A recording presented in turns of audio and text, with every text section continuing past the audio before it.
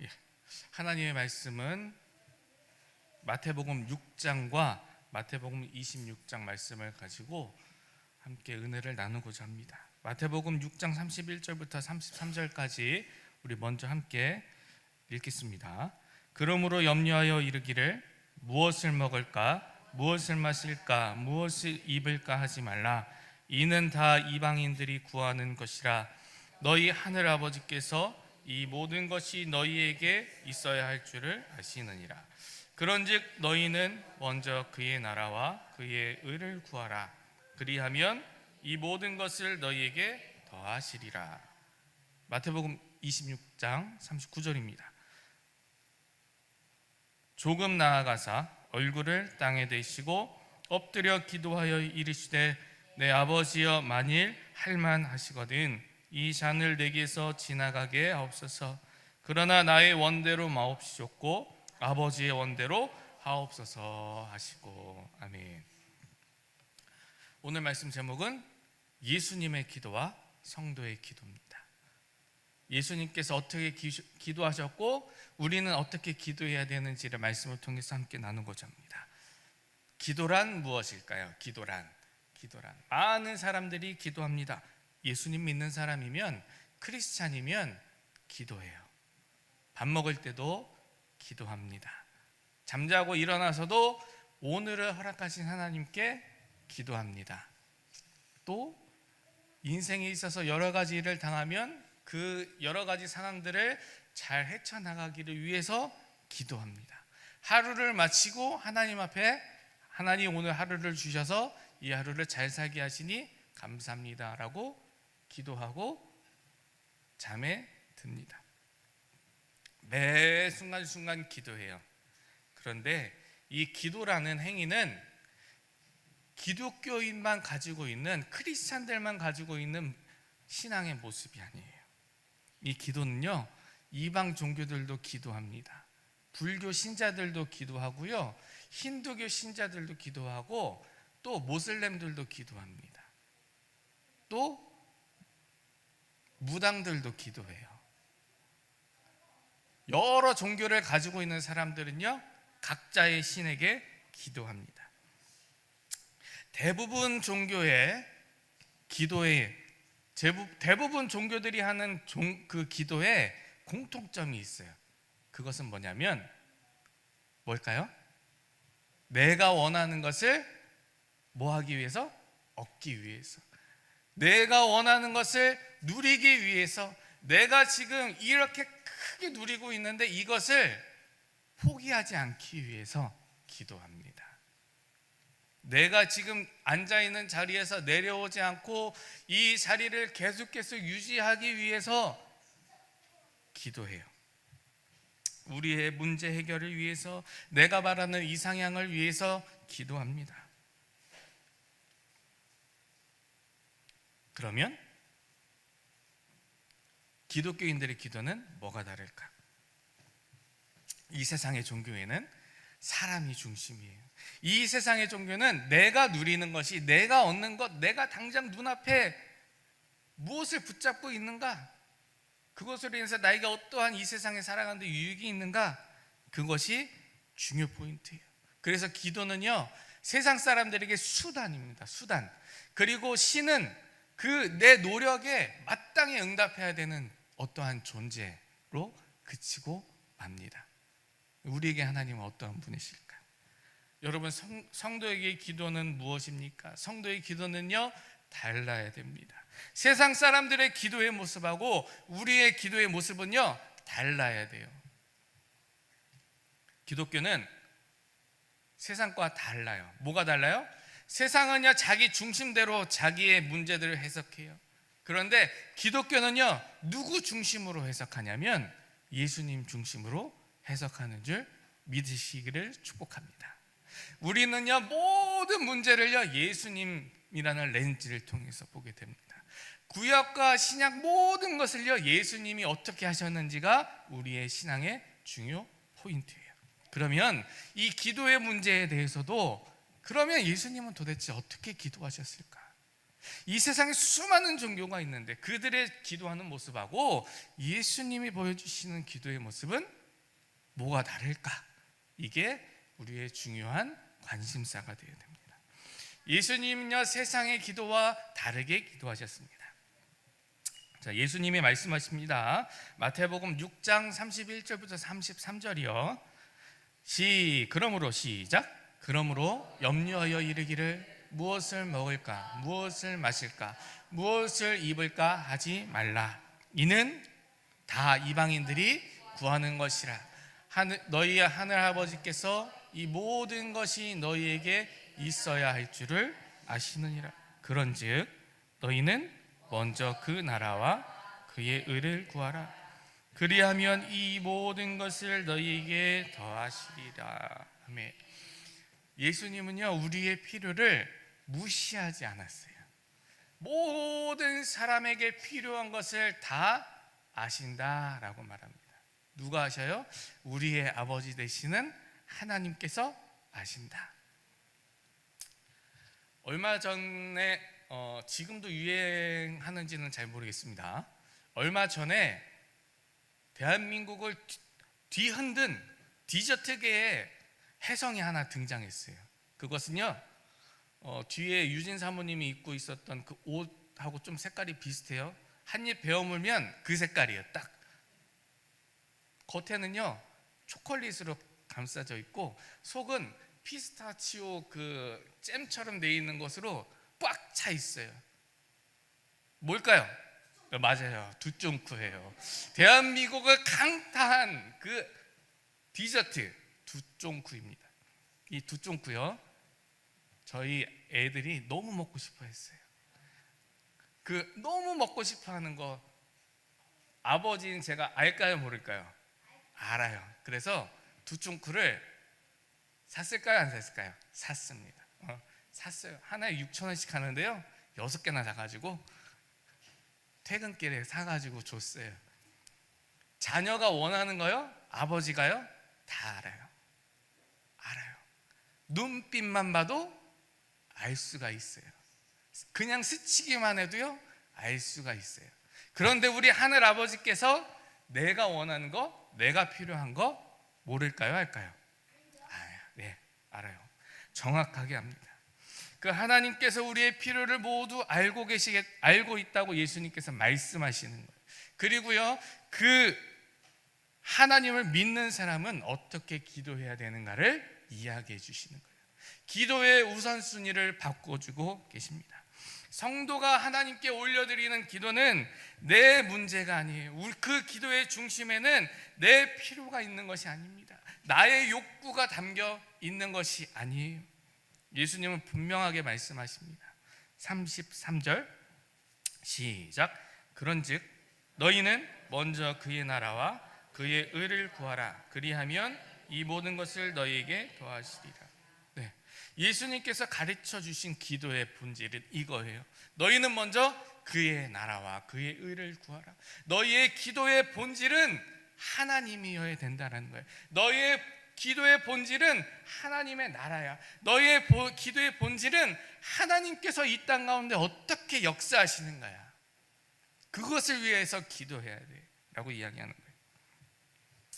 기도는 이렇게 이야기할 수 있습니다. 나의 욕구를 위해서, 나의 필요를 위해서 드높은 존재에게 나의 필요를 강력하게 요구하는 행위가 아니고 하나님을 하나님으로 모시고 그분의 뜻 아래 내가 들어가는 행위입니다.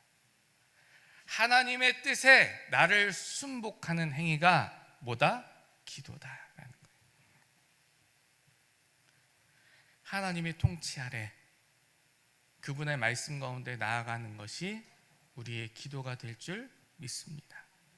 이 정의가, 예수님께서 말씀해 주신 이 정의가 없으면 우리의 기도가 쉽게 변질됩니다. 아무리 예수님 잘 믿는 것 같아도요, 이 예수님이 가르쳐 주신 기도가 없으면 쉽게 다른 종교와 똑같이 됩니다. 내가 당장 필요한 거, 내가 당장 누려야 하는 것을 구하게 돼 있어요. 머리는 알지만 주님이 주신 기도의 그 기본이 없으면 내가 갈망하는 것에 빠지게 됩니다.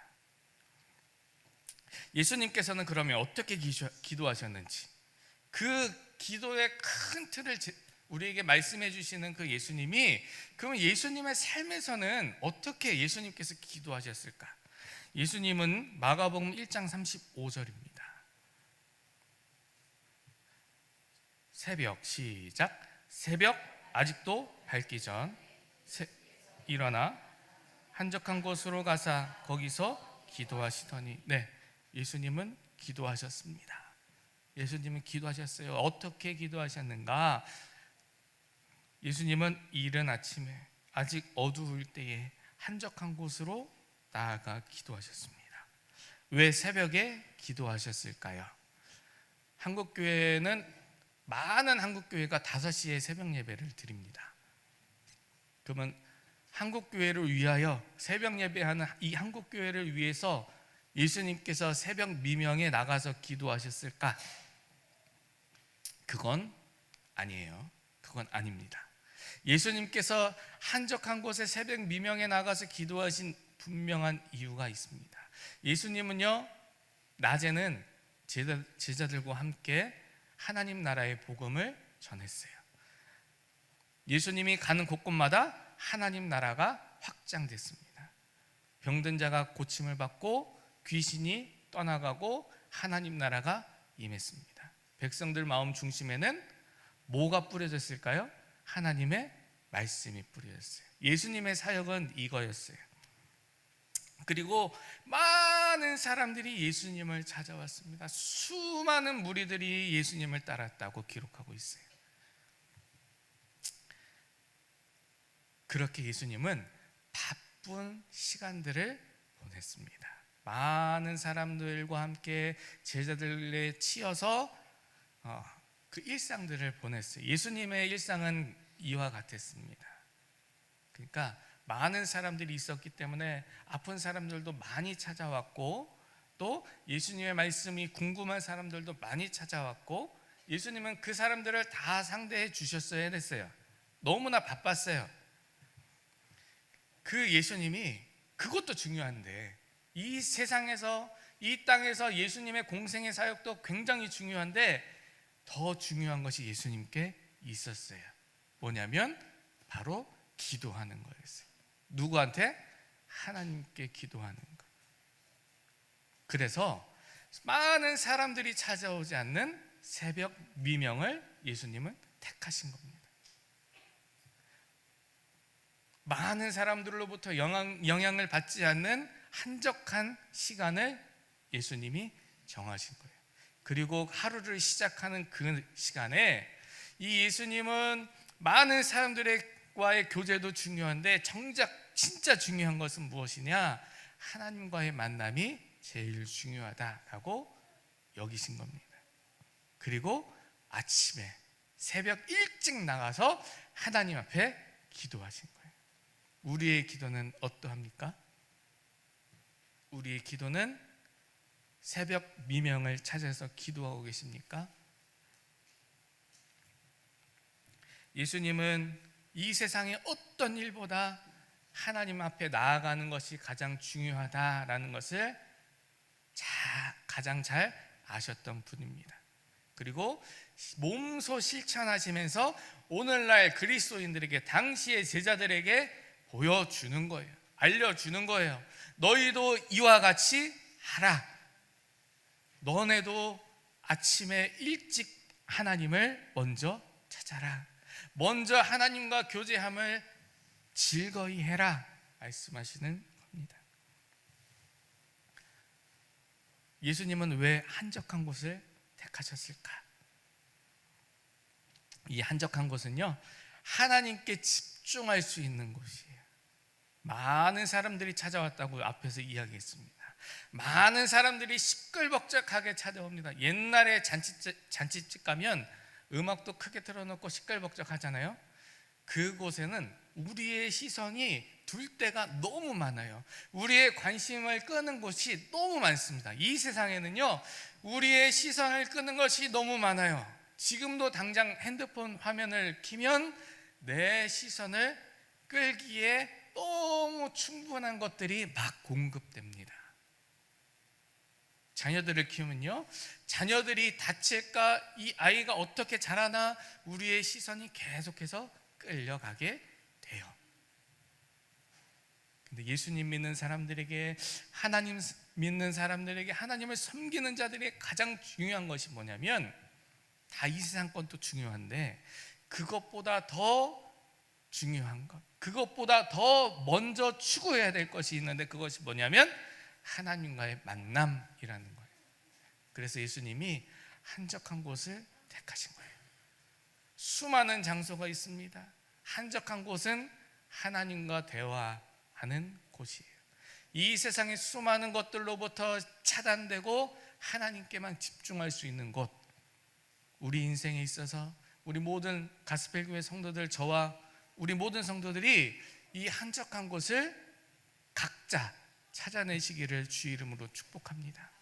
그곳에 주의 역사가 있습니다. 제가 이번 주에, 지난주인가요? 이제 명절에 영화 하나 봤어요. 가족끼리 부모님하고 이제 영화를 봤는데, 신의 악단이라는 영화를 봤습니다. 설교를 준비하면서 제가 무슨 찬양을 묵상하고 있었냐면, 광야라는 찬양을, 광야를 지나며라는 찬양을 묵상하고 있었는데, 그 영화에 광야를 지나며가 나오더라고요. 그래서 저는 폭풍 눈물은 아니고 약간의 눈물을 흘리면서 영화를 봤어요. 저희 아내가 남편이 폭풍 눈물을 흘렸다고 하는데, 약간의 눈물을 흘리면서 봤습니다. 그런데 그 광야, 하나님께서 왜 우리를 광야 가운데 두시는가? 분명한 이유가 있습니다. 하나님께서 왜 이스라엘을 출애굽시켜서 바로 가나안 땅에 딱 꽂으면 좋은데, 하나님께서 왜 이스라엘 백성들을 그 광야라는 그 척박한 땅에서 수십 년을 그 땅에서 보내게 하셨는가? 하나님은 왜 나를 아무도 의지할 수 없는, 때로는 아무도 의지할 수 없고 어떤 것도 붙잡을 수 없는 그곳, 황량한 땅 가운데 나를 머물게 하시는가? 나의 상황을 왜 그러한 상황으로 만들어 가시는가? 분명한 이유가 있어요. 하나님께서 이스라엘을 광야 가운데 보내신 이유, 하나님께서 오늘날 우리를 그 광야로 부르신 이유가 있습니다. 분명한 이유는 누굴 바라보게 하기 위해서, 하나님을 바라보게 하기 위해서예요. 이 세상에 우리의 시선을 끄는 모든 것에서 그것을 다 내려놓고 하나님을 바라보게 하시는 주의 은혜입니다. 그것이 아니면 세상의 소리 때문에 하나님의 음성을 들을 수 없어요. 한적한 곳이 아니면 세상이 보여주는 화려한 쇼 때문에 하나님께 집중할 수가 없는 거예요. 많은 성도들이 기도합니다. 그런데 많은 대부분의 성도들은요, 인생의 위기에서만 기도합니다. 자기에게 어려운 일이 생길 때, 자기가 불합리한 일을 겪고 있다고 생각할 때 하나님을 찾습니다. 대부분 성도들은요, 하나님을 이 위기의 순간에서 나를 건져내 주실, 나를 회복시켜 주실 도구로 씁니다. 문제가 생기면 기도하고, 선택의 기로에 서면 기도해요. 그런데 예수님은 이런 아무 일 없는 날에 기도를 보여주시는 거예요. 아무 일 없는 날에, 새벽 미명에 동트기 전에 한적한 곳을 찾아서 기도하십니다. 이 기도는요, 일상의 기도예요. 우리에게 이 일상의 기도가 회복되길 주의 이름으로 축복합니다. 이 일상의 기도는 특별한 감정이 없을 수도 있어요. 이 일상의 기도는요, 뜨거움이 일어나지 않을 수도 있습니다. 그냥 이 일상의 기도는 하나님 그 자체만으로 만족하는 기도인 줄 믿습니다. 그러니까 예수님께서 이 말씀을 통해서, 이러한 것들을 통해서, 예수님의 기도의 모습을 통해서 우리에게 보여주는 진리가 있어요. 뭐냐? 기도는 하나님과 매일의 만남이라는 겁니다. 이것은요 마치 사랑하는 남자하고 여자하고 연애할 때하고 똑같아요. 제가 저희 아내를 만났을 때 어떠한 제가 생각을 가졌냐면 저한테 특별히 관심이 없을 때예요. 제가 먼저 좋아했고 제가 먼저 엄청나게 많이 좋아했어요. 어떻게 좋아했냐면 어떻게 해서든 이 여자하고 이 애하고 그때 당시는 애였으니까 이 애하고 어떻게 해서든 시간을 보내야 되겠다. 아무런 만남에 그런 이유가 없을 때 선후배들을 모아서 이제 모으기 시작합니다. 같이 밥 먹자고. 그래서 그 자리에 같이 여러 사람이 앉아 있는데 이제 그 자리에 같이 있는 것도 좋았어요. 그리고 매일 찾아가요. 매일 만나러 가요. 연애할 때 제가 매일 차 타고 매일 만나러 갔어요. 학교 끝나면 데려다주고 학교 갈 때 태우러 가고 그렇게 하니까 결혼하는 거예요. 그렇죠? 그러한 열정이 있었어요. 그런데 그 열정이 그 사랑하는 마음이 하나님을 사랑하는 마음과 똑같더라라는 거예요.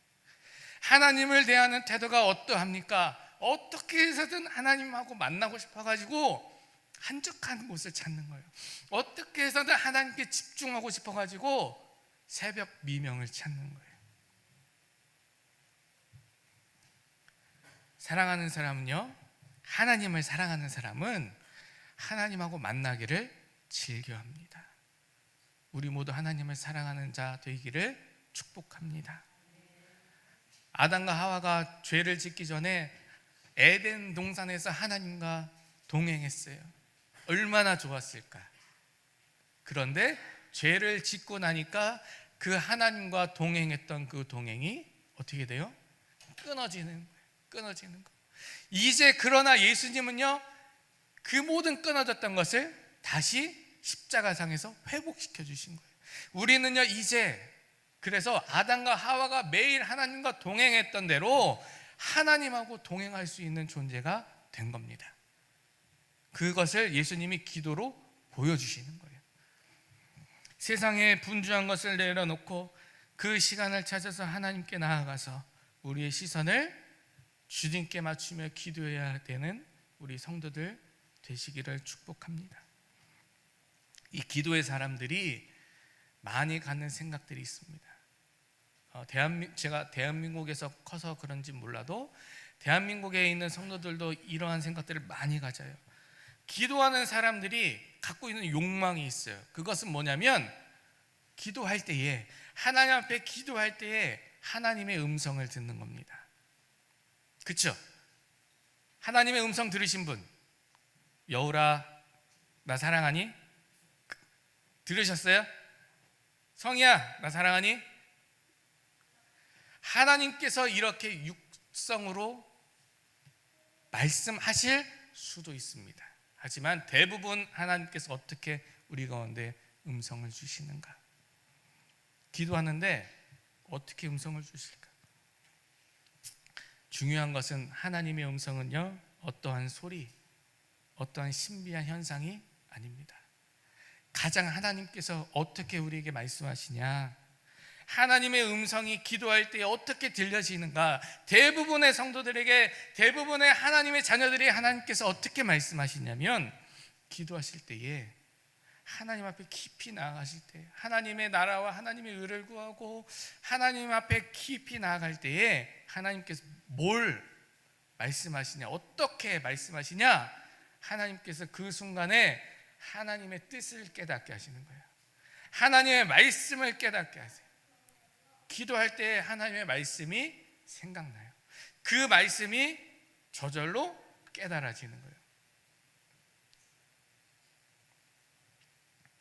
하나님이 임재하실 때에 성령이 어떻게 역사하시느냐, 주의 말씀을 깨닫게 하십니다.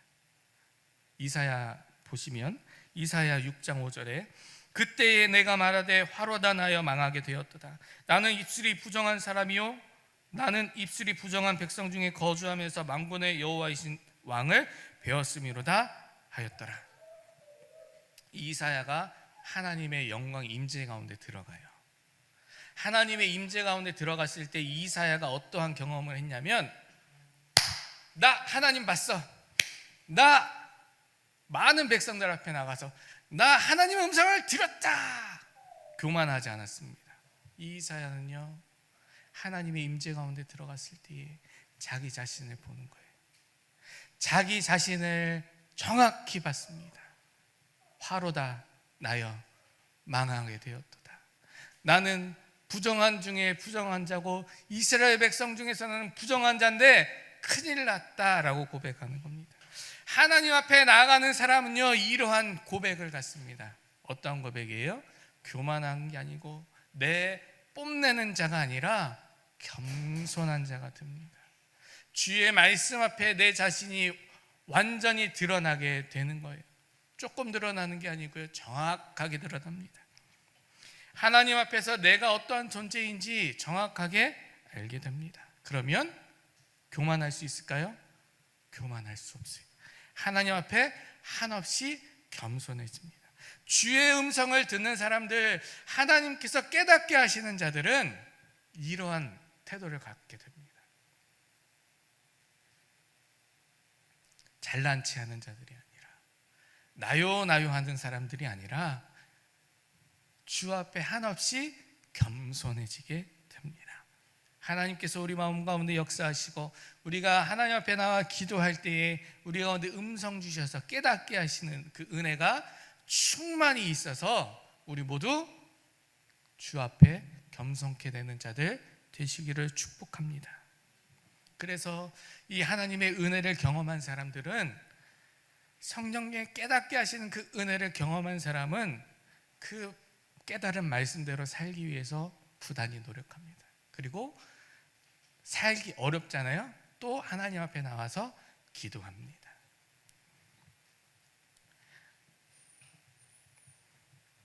하나님은 구약과 같이 지금도 천둥번개처럼 우레와 같이 말씀하실 수도 있습니다.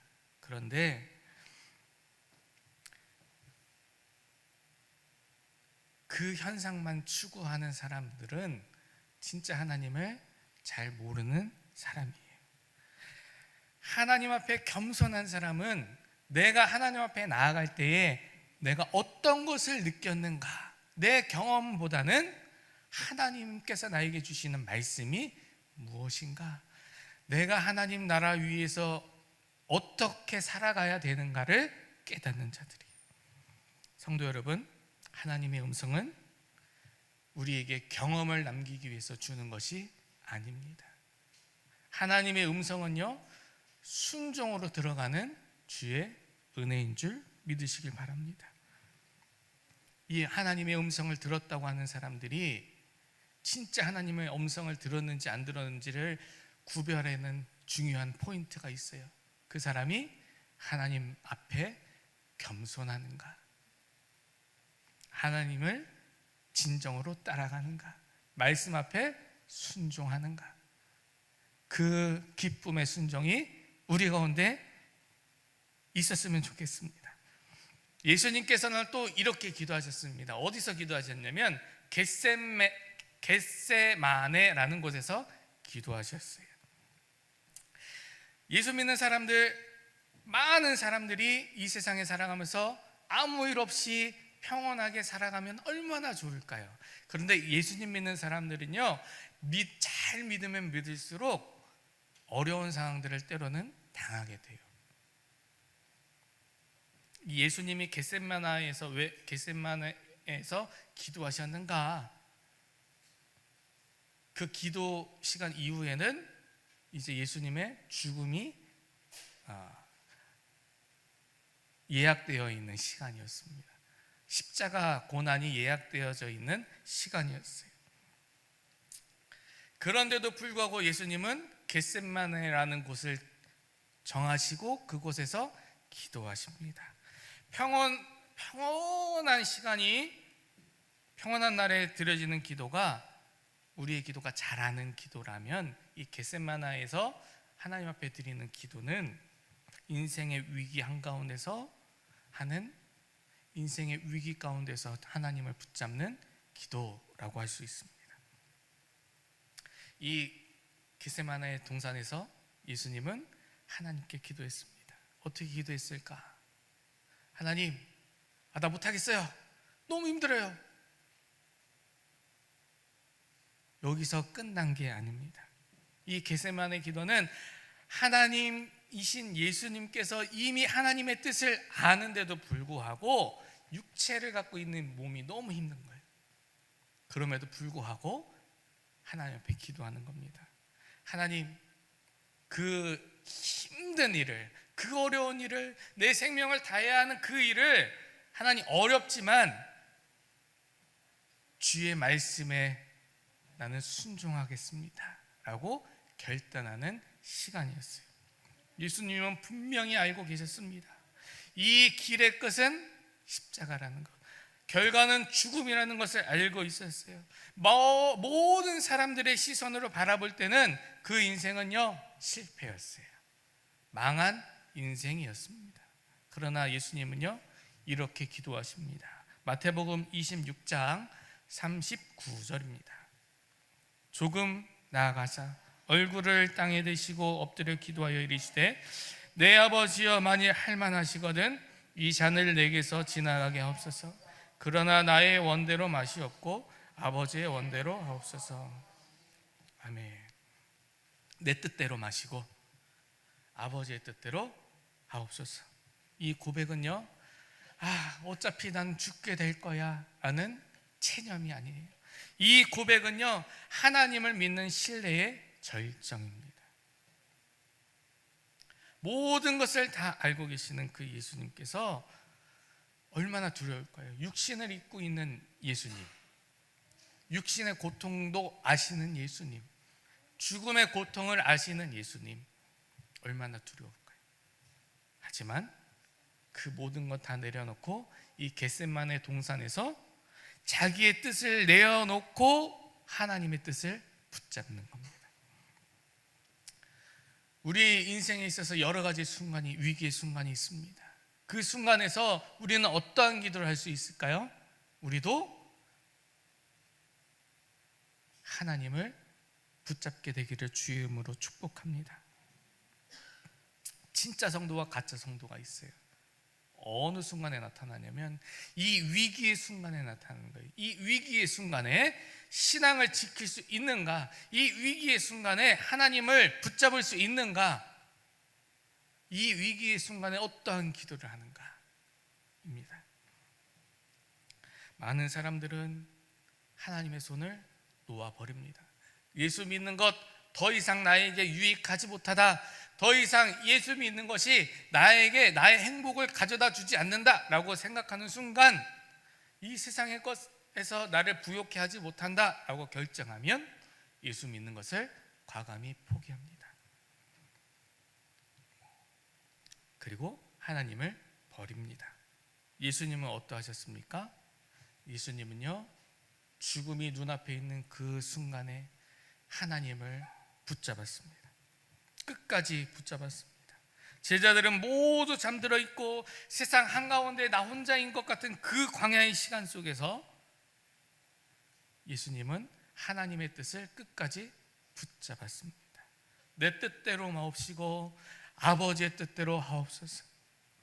이 고백이 저와 우리의 모두 고백이 되기를 축복합니다. 우리는 때로 이 예수님을 기억하면서 이렇게 생각할 수 있어요. 예수님이니까 죽음을 눈앞에 두고도 이렇게 고백하겠지. 예수님이니까 하나님의 뜻을 다 아셨겠지. 예수님이니까 가능한 거지, 우리는 안 돼요 라고 이야기할 수 있습니다. 아니에요.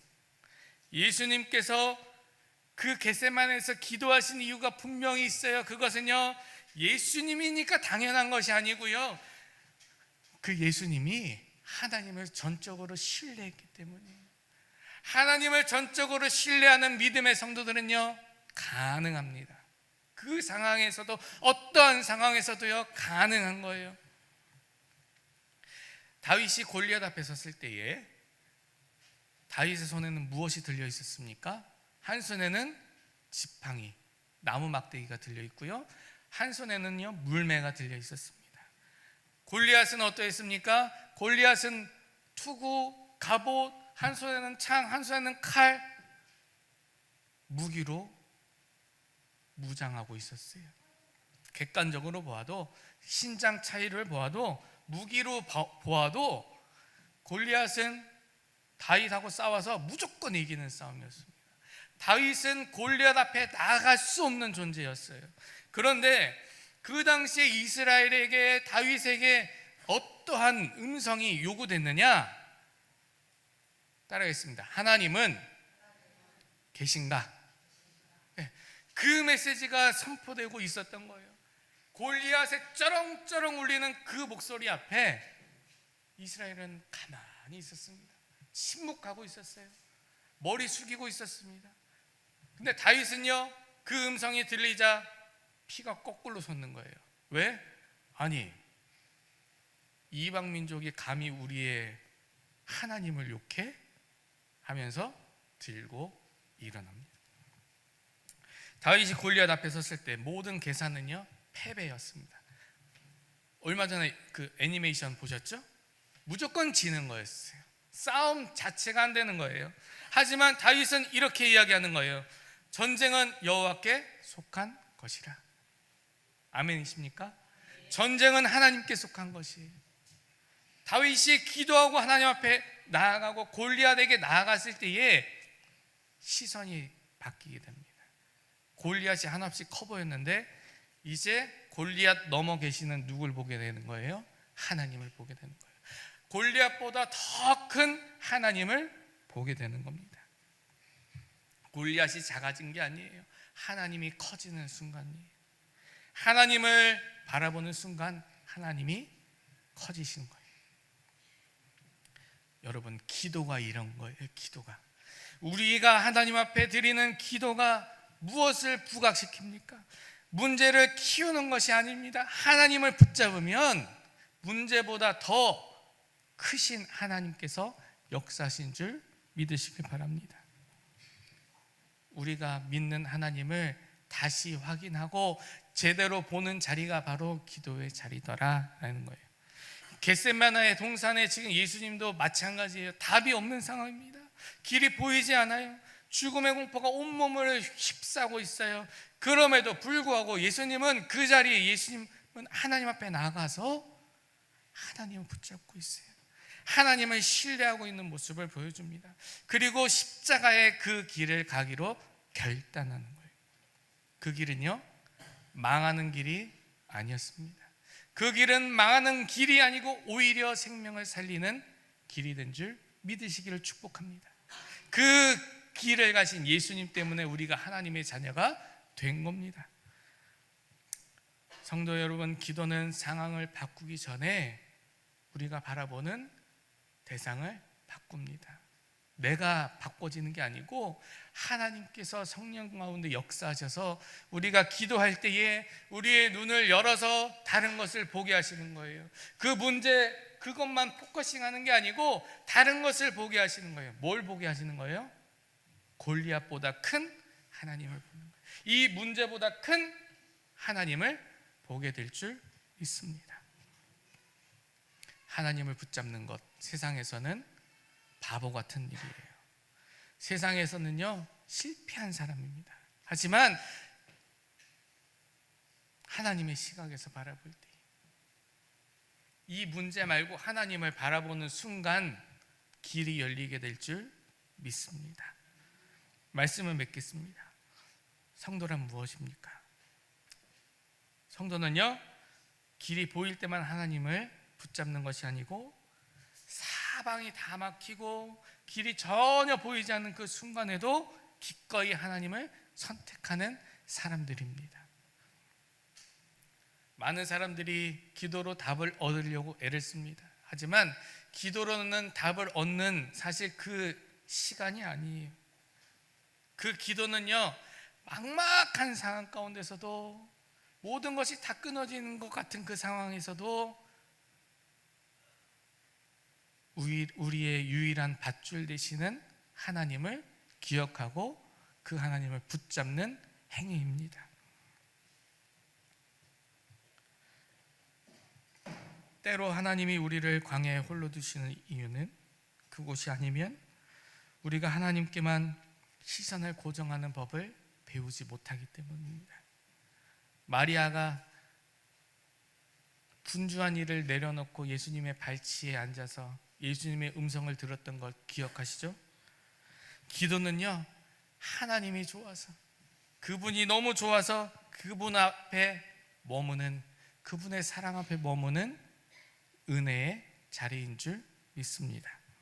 그래서 그 은혜의 하나님을 경험한 사람들, 매일매일의 그 하나님과의 그 교제, 하나님과의 만남, 하나님과의 동행, 하나님과의 그 기도의 시간들을 경험한 사람들이 마침내 하는 그 길의 모든 끝에는, 그 사람들의 끝에 뭐가 있느냐? 바로 하나님이 있다라는 것을 기억하셨으면 좋겠어요. 내 인생의 계산기로는 끝났다, 답이 없다, 이제 안 돼라고 선언하는 그 순간에 기도의 사람은 이렇게 읊조립니다. 주님, 길이 안 보입니다. 하나님, 안개가 꼈는데 너무 꼈습니다. 답이 없어요.